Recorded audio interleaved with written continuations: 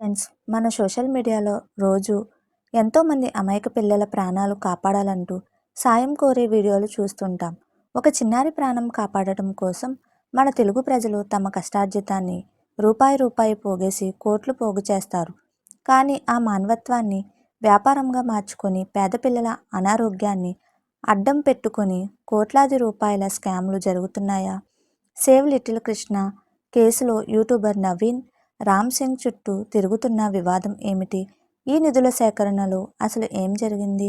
ఈ వీడియోలో విజయనగరం పోలీసులకు సమర్పించిన ఆధారాలు, అసలు నిజాలు మరియు సేకరించిన డబ్బులు లెక్కలపై పూర్తి విశ్లేషణ చూద్దాం. SMA స్మైలన్ మస్కులర్ అట్రోఫీ అనే అరుదైన వ్యాధికి అవసరమయ్యే ఇంజెక్షన్ ధర రూపాయలు 16 కోట్లకు పైగా ఉంటుంది. ఇంత భారీ మొత్తం ఒక సాధారణ కుటుంబం భరించడం అసాధ్యం. ఈ క్రమంలోనే లిటిల్ కృష్ణను కాపాడుకుందాం అంటూ సోషల్ మీడియాలో పెద్ద ఎత్తున ప్రచారం మొదలైంది. ప్రజలు ఎంతో ఉదారంగా ముందుకు వచ్చి గురు వంటి క్రౌడ్ ఫండింగ్ ప్లాట్ఫామ్ల ద్వారా మరియు QR కోడ్ల ద్వారా కోట్లాది రూపాయలు విరాళంగా ఇచ్చారు. ఈ క్యాంపెయిన్ ప్రచారంలో యూట్యూబర్ నవీన్ రామ్ సింగ్ చురుగ్గా పాల్గొని ప్రజల నుంచి భారీగా విరాళాలు సేకరించడంలో కీలక పాత్ర పోషించాడు. అయితే కొన్ని రోజుల తర్వాత సేకరించిన నిధుల లెక్కల్లో తీవ్ర వ్యత్యాసాలు బయటపడడంతో వివాదం మొదలైంది. స్టెప్ 1, ప్రత్యక్ష ఖాతాలు వర్సెస్ థర్డ్ పార్టీ QR కోడ్ల వివరాలు. నేరుగా చిన్నారి తండ్రి లేదా అధికారిక ఫండ్ రైజింగ్ ప్లాట్ఫామ్ ఖాతాలోకి వెళ్లకుండా ఇతర QR కోడ్లు మరియు వ్యక్తిగత ఖాతాల ద్వారా రూటింగ్ చేశారనే ఆరోపణలు వచ్చాయి. స్టెప్ 2, కమిషన్లు మరియు నిధుల మళ్లింపు. ప్రచారం చేసినందుకు, వీడియోలు చేసినందుకు లేదా నిధులు పోగు చేసినందుకు భారీ స్థాయిలో పర్సంటేజ్లు అండ్ కమిషన్లు తీసుకున్నారని విమర్శలు రేగాయి.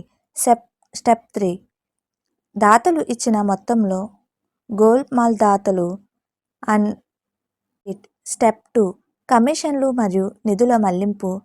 ప్రచారం చేసినందుకు, వీడియోలు చేసినందుకు లేదా నిధులు పోగు చేసినందుకు భారీ స్థాయిలో పర్సంటేజీలు అండ్ కమిషన్లు తీసుకున్నారని విమర్శలు రేగాయి.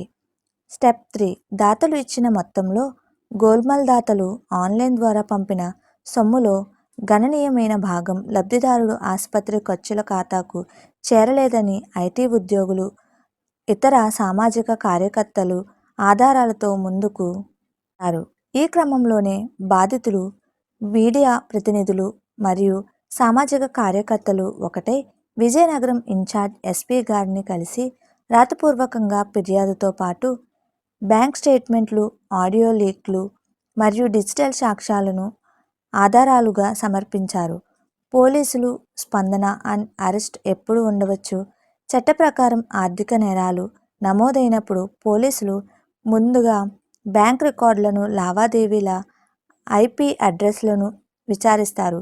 సైబర్ క్రైమ్ మరియు ఆర్థిక నేరాల విభాగాలు పూర్తి ఆధారాలను సరిచూసిన వెంటనే అరెస్ట్ ప్రక్రియ లేదా చట్టపరమైన నోటీసులు జారీ చేసే అవకాశం ఉంటుంది. అధికారికంగా విచారణ నివేదిక వెలువడిన వెంటనే చట్టపరమైన చర్యలు ముమ్మరమవుతాయి. ఈ సంఘటన మనకు ఒక పాఠం నేర్పుతుంది. మనం ఇచ్చే ప్రతి రూపాయి అవసరంలో ఉన్న బాధితుడికి చేరుతుందో లేదో సరిచూసుకోవడం మన బాధ్యత. లబ్ధిదారుడి ఖాతాకే పంపండి. ఎలాంటి థర్డ్ పార్టీ ప్రమోటర్ల QR కోడ్లకు డబ్బులు పంపవద్దు. చిన్నారి తల్లిదండ్రుల పేరిట ఉన్న జాతీయ బ్యాంక్ ఖాతాలకు మాత్రమే పంపండి.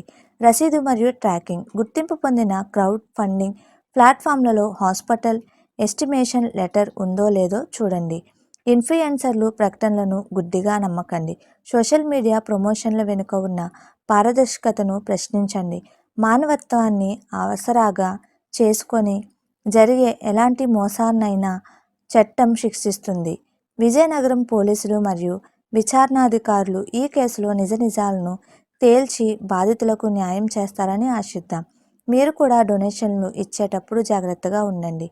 ఈ అవేర్నెస్ వీడియోను మీ మిత్రులు, కుటుంబ సభ్యులకు షేర్ చేసి హెచ్చరించండి. మీ అభిప్రాయాన్ని కింద కామెంట్ సెక్షన్లో తెలియజేయండి. ఛానల్ని సబ్స్క్రైబ్ చేయడం మర్చిపోకండి.